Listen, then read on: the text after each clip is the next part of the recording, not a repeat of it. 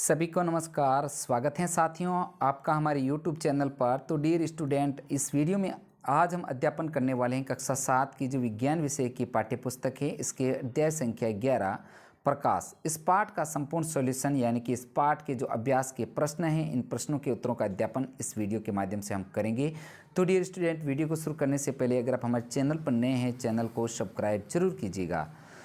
तो बगैर समय को खराब करते हुए शुरू करते हैं पाठ 11 प्रकाश के प्रश्न उत्तर। देखते हैं सबसे पहले 1 नंबर जो प्रश्न है, रिक्त स्थानों की पूर्ति कीजिए। तो इसका क है, जिस प्रतिबिंब को पर्दे पर न प्राप्त किया जा सके वह आभासी प्रतिबिंब कहलाता है। रिक्त स्थान में आपको भरना है आभासी प्रतिबिंब।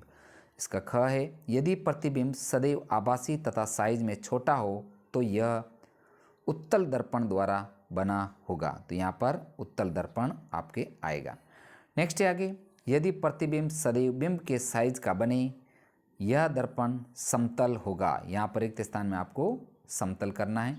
ग है, जिस प्रतिबिंब को पर्दे पर प्राप्त किया जा सके वह वास्तविक प्रतिबिंब कहलाता है। यहाँ पर आपको वास्तविक लिखना है।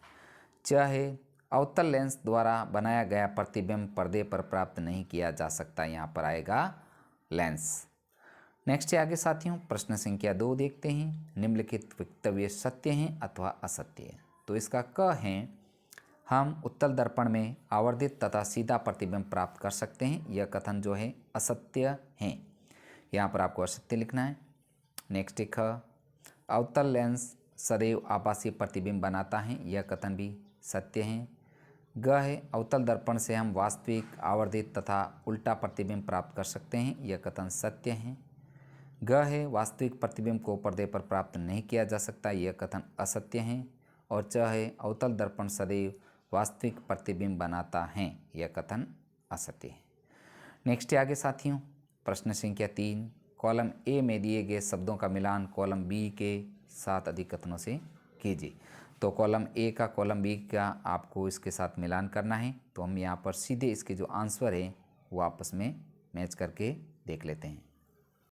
तो यहाँ पर जो है कॉलम ए और कॉलम बी का मिलान किया हुआ है, आप इसको अच्छे से देख लेंगे। जैसे क का मिलान है, समतल दर्पण प्रतिबिंब बनाता है। तो यहाँ पर प्रतिबिंब सीधा तथा बिंब के साइज का बनाता है। आपको इससे मिलान करना है प्रतिबिंब सीधा तथा बिंब के साइज का।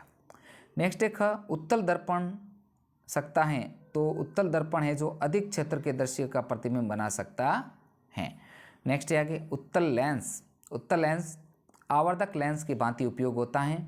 और अवतल दर्पण दंत चिकित्सक दांतों का आवर्धित प्रतिबिंब देखने के लिए उपयोग करते हैं। इस प्रकार ये हमारे जो हमने इसके सामने इसको करके रख दिया है, आप इसको जो है मिलान कर देना। नेक्स्ट है आगे, च, अवतल लेंस इसका सीधा तथा बिंब के साइज का छोटा प्रतिबिंब बनाता है। तो इस प्रकार आपको मिलान करना है।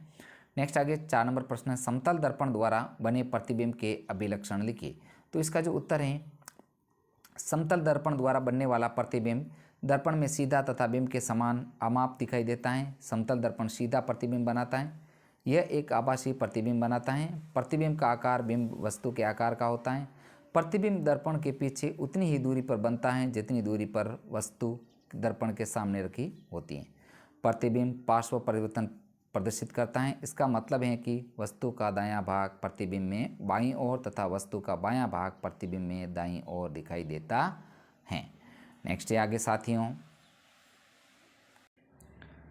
नेक्स्ट है 5 नंबर जो है, अंग्रेजी वर्णमाला या अन्य कोई भाषा जिसका आपको ज्ञान है कि वर्णमाला के उन अक्षरों का पता लगाइए जिनके समतल दर्पण में बने प्रतिबिंब बिल्कुल अक्षरों के सदृश लगते हैं।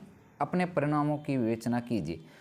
तो ये अंग्रेजी वर्णमाला के जो शब्द हैं, जैसे जो सेम टू सेम समानांतर से उल्टो करने पर समतल दर्पण देखने पर जैसे ए आते हैं, एक्स आते हैं, ये बिल्कुल देखने पर उसी टाइप के लगेंगे।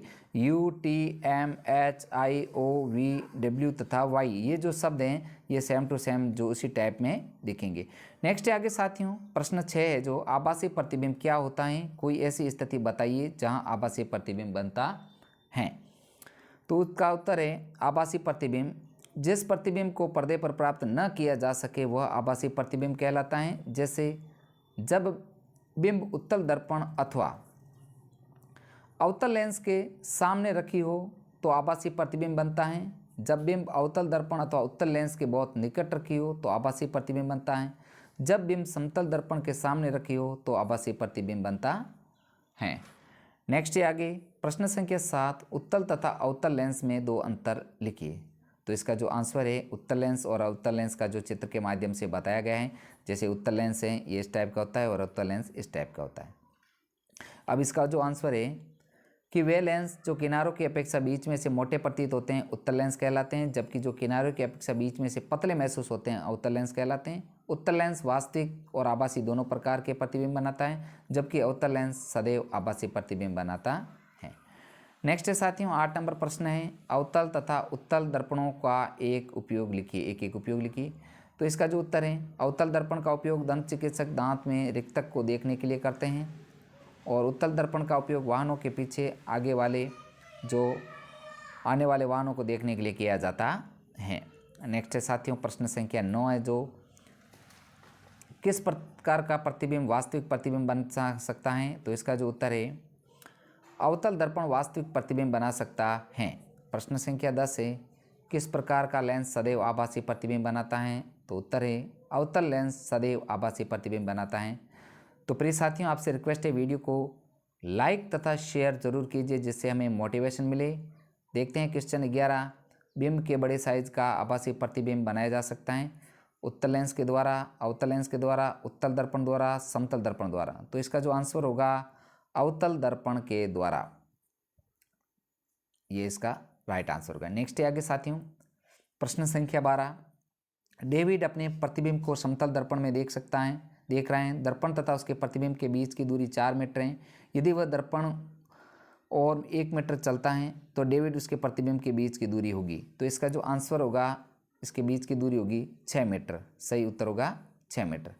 नेक्स्ट है आगे प्रश्न 13, एक कार का पश्च भाग या दृश्य दर्पण समतल दर्पण है। ड्राइवर अपनी कार इस 2 मीटर सेकंड की चाल से ब्रेक करते समय पश्च दृश्य दर्पण में अपनी कार के पीछे खड़े पार्क करते हुए किसी ट्रक का प्रतिबिंब देखता है।